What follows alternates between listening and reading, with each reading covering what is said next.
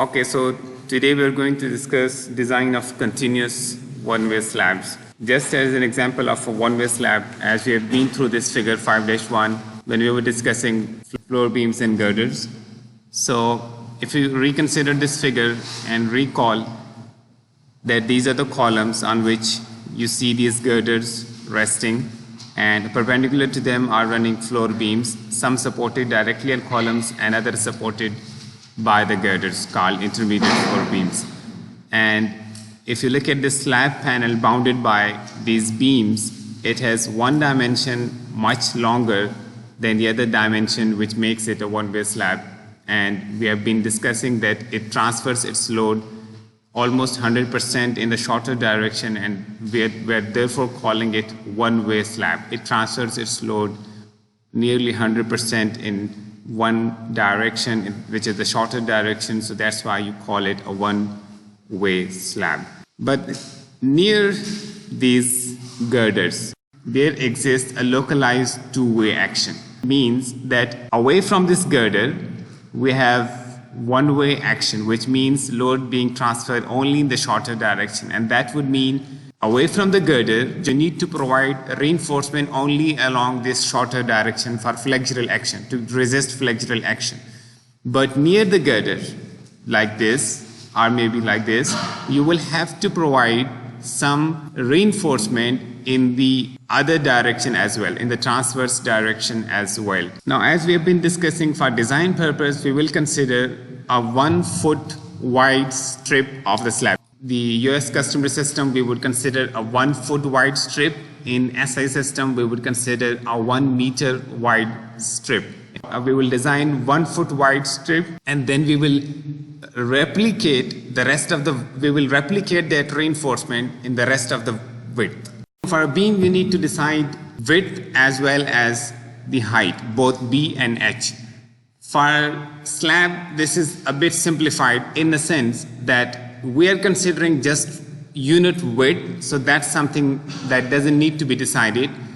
You only need to decide the thickness of the slab, how thick the slab should be. So we're going to discuss what factors need to be considered when you are going to decide thickness of the slab. There are multiple, so we are going to discuss thickness first. Thickness of a one-way slab is mostly governed by deflection control requirement. But there are other criteria that you also need to satisfy. For very heavily loaded slab, the thickness of slab may be governed by shear and flexure requirements. Fire rating. So first let's discuss the first requirement, deflection control requirement. So there's a table in ACI code. So here is the table. For simply supported, it is L by 20, one end continuous, L by 24, both ends continuous, L by 28. So for cantilever, it is L over 10. And these expressions are applicable for 60 grade steel. If your grade is other than that, you will have to modify by this factor. You will multiply by this factor, 0.4 plus Fy over 100,000. ये उस वक्त आप ये table use कर सकते हैं अगर आपकी जो स्लैब है वो किसी ऐसी मेंबर को सपोर्ट नहीं कर रही है जो लार्ज डिफ्लेक्शन से डैमेज हो सकती है. जैसे नॉर्मली स्लैब के ऊपर जो लोडिंग होती है वो पार्टीशनिंग की होती है आमतौर पर. अगर मैं बात करूँ अनलेस कि क्या होगा आप इक्विपमेंट कोई प्लेस कर रहे हैं, कोई मशीनरी प्लेस कर रहे हैं. पार्टीशनिंग अगर तो आप स्टील की कर रहे हैं वो तो डैमेज ज़्यादा नहीं होगा उससे लार्ज डिफ्लेक्शन से. लेकिन अगर ब्रिटल्स मेटल ग्लास की अगर पार्टीशनिंग करें तो that is very sensitive to large deflections and it can be damaged due to excessive deflections of the slab. उस केस में you need to have a thicker slab. I mean यहाँ से आप thick नहीं कर सकते फिर. Let me take you to a table in the book. This table. Table A-9. Now this is a comprehensive table. It discusses both conditions. First case is not supporting or attached to sensitive partitions. In that case, you see these are picked directly from ACI code.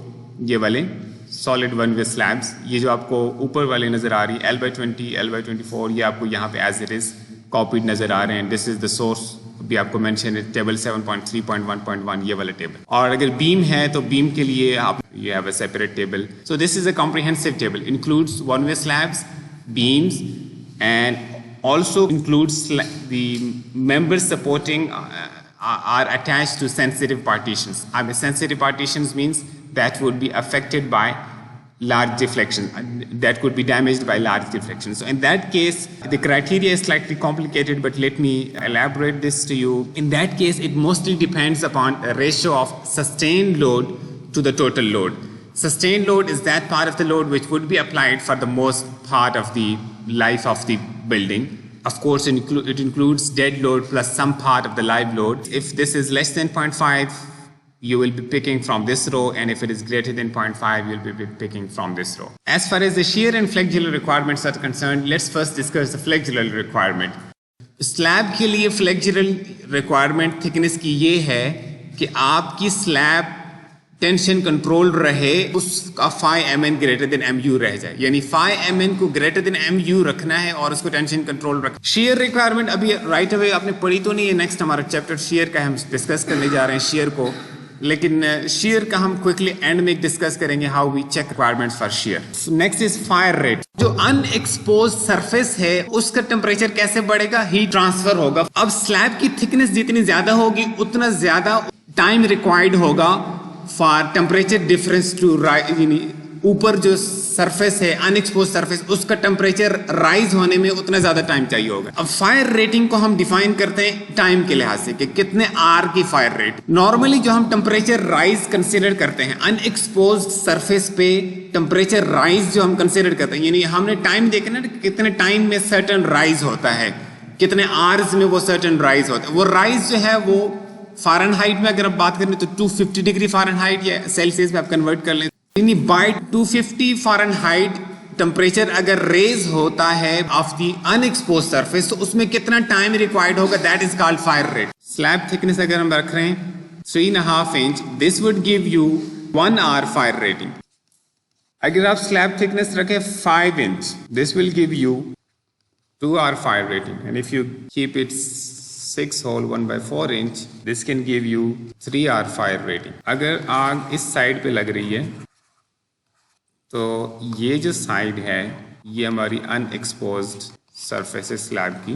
जब इसका temperature by 250 Fahrenheit increase करे, time required for this rise in temperature is fire rating.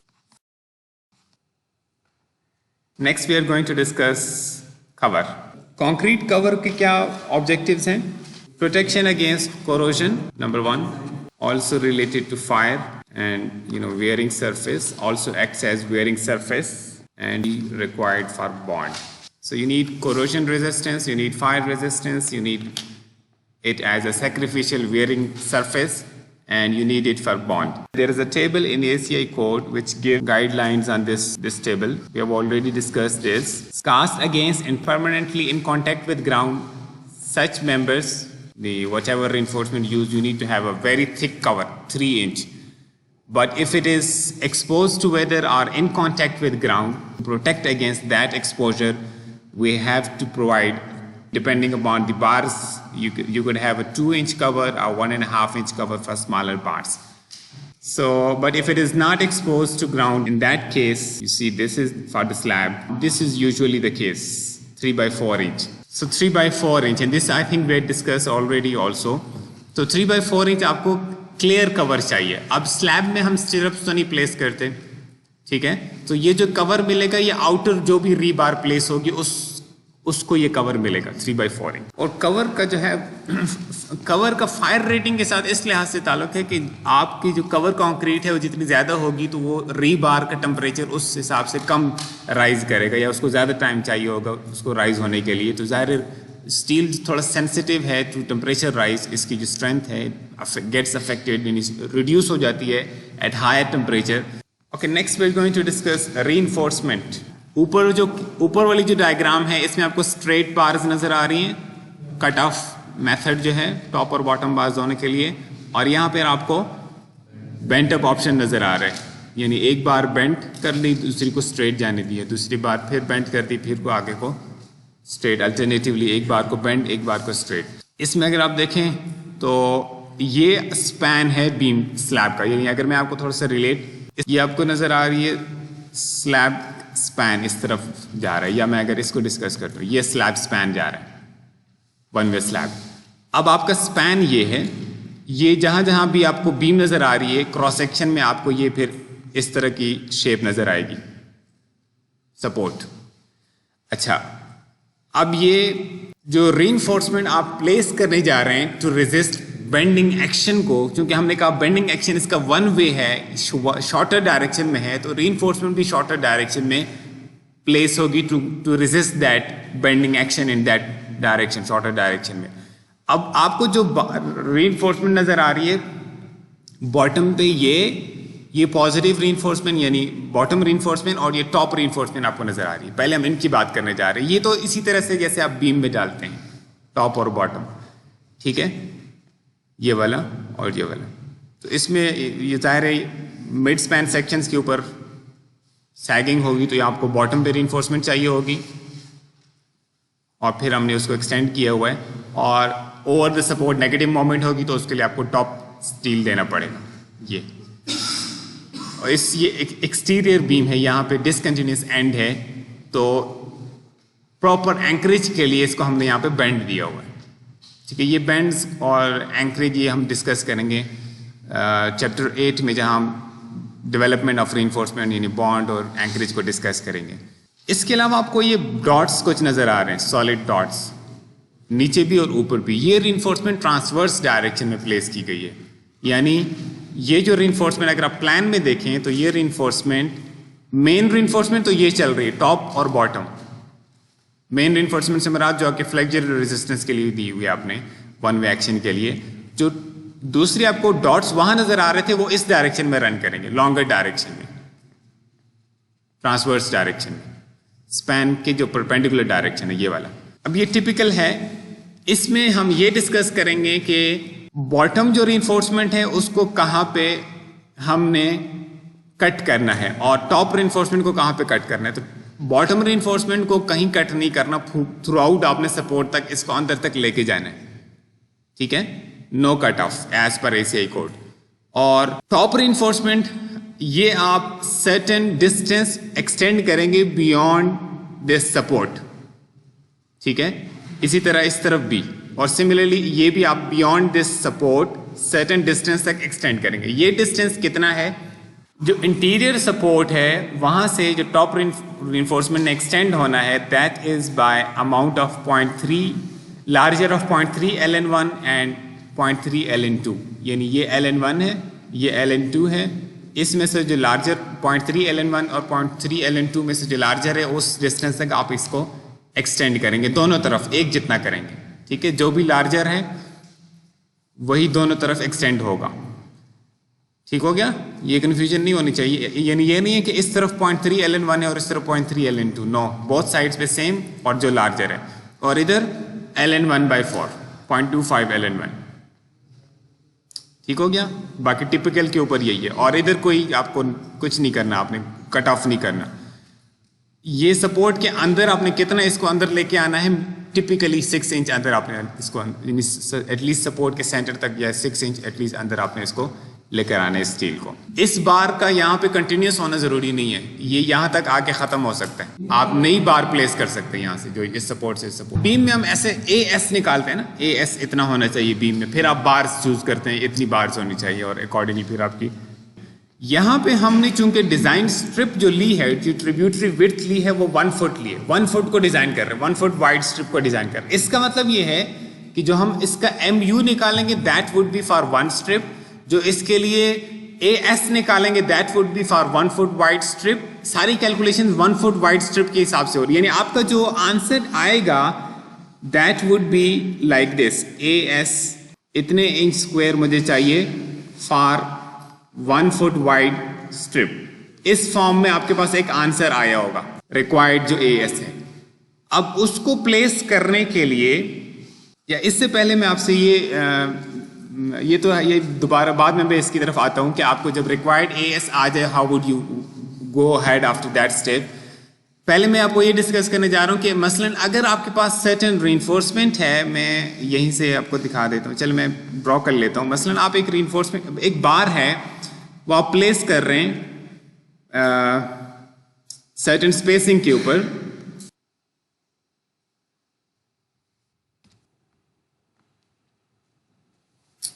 Okay ये आपकी reinforcement की let's say बार इस तरह से place होंगी। लेट्स एज्यूम कि इसमें जो क्रॉस सेक्शनल एरिया है बार का that is represented by A B, यानी एक बार का जो क्रॉस सेक्शनल एरिया है that is let's say A B, B for bar in square में।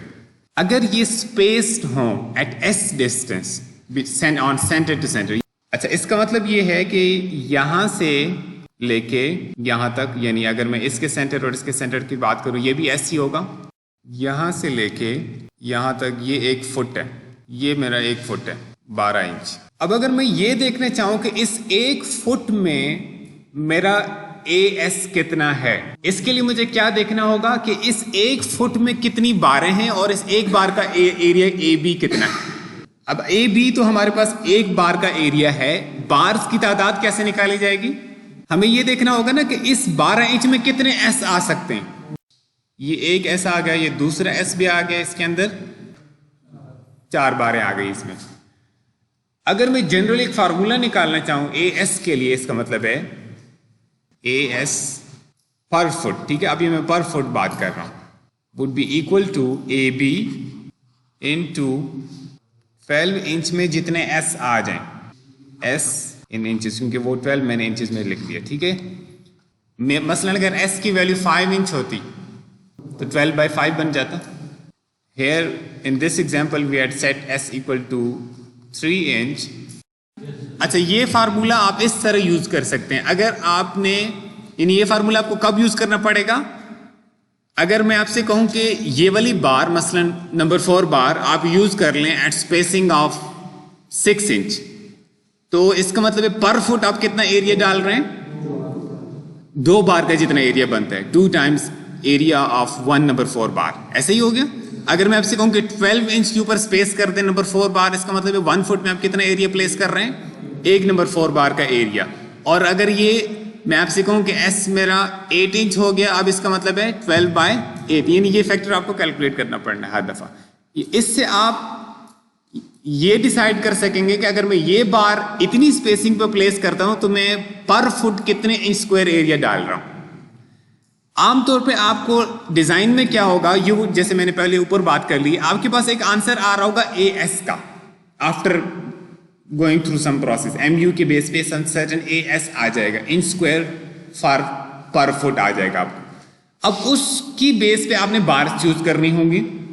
अब ये आप कैसे करेंगे, you will pick certain bar dia and then you will calculate what should be the spacing for that bar in order, मसलन मैं करता हूं, if I have certain value of AS in inch square per foot, ये मेरे पास आ गई है certain requirement, then I need to choose bar dia यानी कितने नंबर की बार and spacing, ये होगी स्लैब की रीइंफोर्समेंट। ऐसे रिपोर्ट की जाएगी इतने नंबर की बार इतनी स्पेसिंग पे, और ये स्पेसिंग सेंटर टू सेंटर या ऑन सेंटर का वर्ड यूज होता है, C/C सेंटर टू सेंटर, या O.C OC लिखा होता है on centers. Pick certain bar dia, so you will have certain AB for that bar. Now based on this you can rewrite this equation, जिसमें अब AS जो है वो ये रिक्वायर्ड AS है, ठीक है, रिक्वायर्ड AS, ये मैं रिक्वायर्ड की बात कर रहा हूं, आपने कैलकुलेशन कर ली रिक्वायर्ड। अब आप क्या करेंगे, यू विल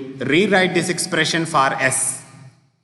अब एस इधर आ जाएगा और ये इस तरह से मैं इसको रीराइट कर रहा हूं यहां पे।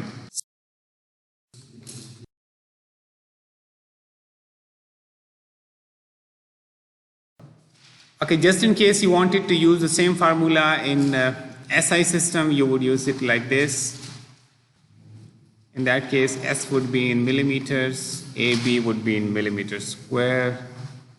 So since in SI system we would be working with unit width which would be 1 meter or 1000 millimeter, in that case, this is how it would change. Similarly, you can change the upper formula, this one, you can change accordingly for SI system. Next we are going to, अच्छा जब आप bars choose, let's say हम process कर रहे थे, ये हमें AS required आया, उसकी बेस पे हमने एक बार डाया चूज किया, और उसके अगेंस्ट हमने स्पेसिंग कैलकुलेट कर दिया। अब हमारे पास सर्टेन आंसर आया होगा कि ये वाली बार इतनी स्पेसिंग पे दी जाए तो हमारी जो रिक्वायर्ड AS है ये पूरी हो जाती, ये रिक्वायरमेंट पूरी हो जाती। अब जाहिर है उसमें एक तो राउंडिंग ऑफ होगी, जाहिर है सर्टेन प्रैक्टिकल आप कोई S रखेंगे। दूसरा ये है कि you have to keep in mind certain limits on S। दो तरह की लिमिट्स होती हैं स्पेसिंग पे। एक होती है to avoid congestion which is related to clear distance. Slab में very rarely this problem would exist unless you are maybe designing a raft footing, a very heavily loaded slab. This is usually not a problem for typical slabs. Most of the times you need to worry about the maximum spacing. Your reinforcement should not be too far apart. If it is too far apart, it would cause unacceptable cracking, unacceptable width of cracking. General limit on S is that there are several limits. One is that S should be equal to or lesser than 3 times slab thickness, and also S should be equal to or lesser than 18 inches. Second requirement is based on crack control. This is general. Then we have crack control requirements. CC is tension face से जो nearest बार है in tension उसके surface तक का distance. These requirements apply to primary flagellal reinforcement in one way slab जो span के along longitudinally place होनी है. ठीक है, यानी कौन सी reinforcement? ये वाली जो reinforcement है, जो आपको डॉट्स नहीं, जो आपको लाइंस नजर आ रही हैं, इस reinforcement के लिए ये रिक्वायरमेंट है. और ये सारी हमारी डिस्कशन चल रही है वन वे स्लैब्स की. So primary flexural reinforcement one way slab, उसके लिए ये रिक्वायरमेंट है. एक ऐसा आपके पास यहां से आया होगा बेस्ड ऑन, यानी MU आपने कैलकुलेट किया, रिक्वायर्ड AS कैलकुलेट किया, एक बार डाया चूज किया, उसकी बेस पे एक सर्टेन S आया कि S इससे बड़ा नहीं होना चाहिए, जो इस इक्वेशन से आया होगा आपके पास. एक वो S की वैल्यू थी, you had to check it against general requirements, you had to check it against crack control requirement. So in सब में जो सबसे छोटी वैल्यू होगी that you will choose. Next we are going to discuss shrinkage and temperature reinforcement. हमने discuss किया हुआ shrinkage को. shrinkage basically जब आपकी कंक्रीटिंग हो जाती है तो जाहिर है उस वक्त वेट होती है. उसके बाद जब मॉइस्चर लूज करता है तो ड्राई होने के साथ साथ एज द मॉइस्चर evaporates, वो मेंबर जो है it tends to shrink. अगर तो वो फ्री है to shrink, it will shrink freely and stresses will be dissipated.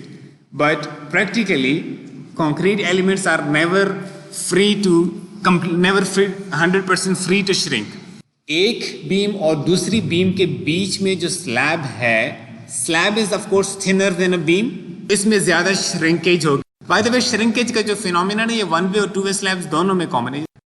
It develops tensile stresses, और वो टेंसाइल स्ट्रेसेस को रेजिस्ट करने के लिए अगर आप रिइंफोर्समेंट नहीं डालेंगे देन क्रैक्स विल अपीयर, और वो क्रैक्स के विड्थ को बेसिकली कंट्रोल करना है. अब इस डायरेक्शन में भी श्रिंकेज होगी और उसकी वजह से इस तरह का क्रैक प्रोड्यूस होने की टेंडेंसी होगी. इसको रोकने के लिए आपकी ये वाली रिइंफोर्समेंट मौजूद है यहाँ पे. ये जो क्रैक्स हैं, श्रिंकेज क्रैक्स, इनको प्रिवेंट करेगी ये वाली रीइंफोर्समेंट, प्राइमरी रीइंफोर्समेंट जो आपने MU को रेजिस्ट करने के लिए डाली हुई है. जो दूसरी साइड पे ये वाली श्रिंकेज होगी, this shrinkage will tend to produce cracks in this direction. इनको प्रिवेंट करने के लिए you will need reinforcement in this direction, transverse direction आप इसको कह लेंगे, लॉन्गर डायरेक्शन जो बनेगी. अब इसकी ये कितना स्टील होना चाहिए, यानी ये जो आपने प्लेस करना है फॉर. इसी तरह ये तो श्रिंकेज की मैंने बात की, टेम्परेचर का भी यही इफेक्ट है. टेम्परेचर चेंजेस की वजह से if it tries to shorten, उस वजह से भी जो स्ट्रेसेस प्रोड्यूस होंगी, दो their effects is same as the shrinkage effect. दोनों की वजह से टेंसाइल स्ट्रेसेस और क्रैक्स, और उनको प्रिवेंट करने के लिए you need reinforcement. So for both phenomenon, shrinkage and temperature, you need to provide certain reinforcement. Number one, for grade 40 steel, 0.002 BH. H is thickness of the slab. B will depend upon your system of working. If you are working in US customary system, B would be 12 inch. If you are working in any other system, you will have to convert accordingly. Maybe 1000 millimeter ho for SA system. So B is, okay, if you have grade 60 steel, then AS minimum is 0.0018 BH. Keep in mind, this is not BD, this is BH. Okay? This is not BD, this is BH. Puri thickness slab ki. For this, the S is equal to or lesser than 5 times H, and S should also be equal to or lesser than 18 inch. 18 inch is general. Okay, so next is, अच्छा अब इसमें एक और issue भी आएगा, क्योंकि ये longer side पे प्लेस होगी. मसलन आप इसको अगर आप देख सकें, अब ये इस डायरेक्शन में प्लेस होनी है तो मोस्ट प्रॉब्ली ये काफ़ी ज़्यादा लेंथ होगी, और हो सकता है कि जितनी अवेलेबल लेंथ है मार्केट में उससे ये ज़्यादा हो लेंथ. फिर आपको क्या करना पड़ेगा? स्प्लाइस, टेंशन स्प्लाइस देना पड़ेगा. अब ये टेंशन स्प्लाइस की लेंथ कितनी होनी चाहिए, ये हमारा नेक्स्ट एक टॉपिक है. ये भी अगेन वही डेवलपमेंट वाला चैप्टर 8 जब पढ़ेंगे डेवलपमेंट बॉन्ड एंड एंकरेज का, उसमें डिस्कस करेंगे. But these must be design for tension, full length of tension splice. ठीक है, वो कितनी होती है वो हम डिस्कस करेंगे तो आपको समझ आ जाएगी. But I wanted to highlight this. If restraint is provided by shear walls or very stiff columns would mean very large columns, then increase the above requirement to 0.018, 0.002 जो discuss कर लिया है, above requirement by a factor of 3 times. This is just a thumb rule. अभी मैं discuss करने जा रहा हूं minimum reinforcement in one way slabs.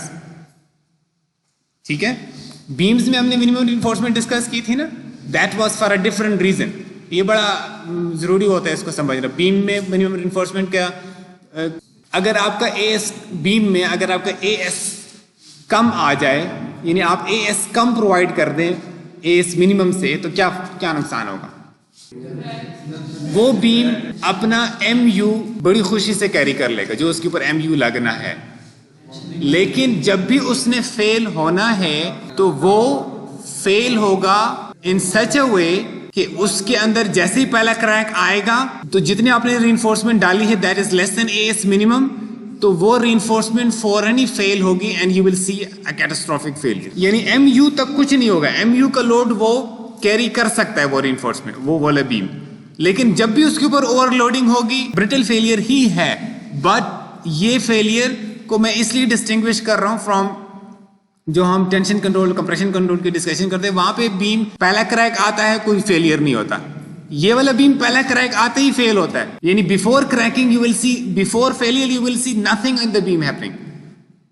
ठीक है, सो बीम में एएस मिनिमम का डिफरेंट पर्पस है, और यहां पे एएस मिनिमम का पर्पस है. अच्छा, मसलन अब इस पर्पस से पहले मैं आपको समझा दूं कि मैं इसको यूज कैसे करूंगा.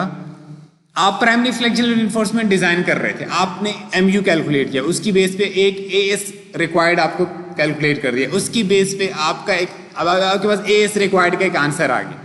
If this AS required is lesser than certain minimum, उस मिनिमम की तरफ आ रहा हूं मैं, you will provide that minimum. ठीक होगी वो प्राइमरी फ्लेक्सुरल रिइंफोर्समेंट, लेकिन आपने वो वाला मिनिमम आप प्रोवाइड करना है. ACI कोड कहता है कि मिनिमम रिइंफोर्समेंट स्लैब में आपने प्रोवाइड करनी उतनी जितनी की श्रिंकेज और टेम्परेचर के लिए रिक्वायर्ड है, यानी जो अभी डिस्कस करनी है. कहेंगे अभी भी उसको प्राइमरी फ्लेक्सुरल रिइंफोर्समेंट, लेकिन उसकी वैल्यू चूंकि कम आ गई है तो जितनी SNT रिइंफोर्समेंट रिक्वायर्ड थी मिनिमम वो हमने प्रोवाइड कर दी. Did you get this point? So minimum reinforcement in slabs is AS minimum for shrinkage and temperature, SNT.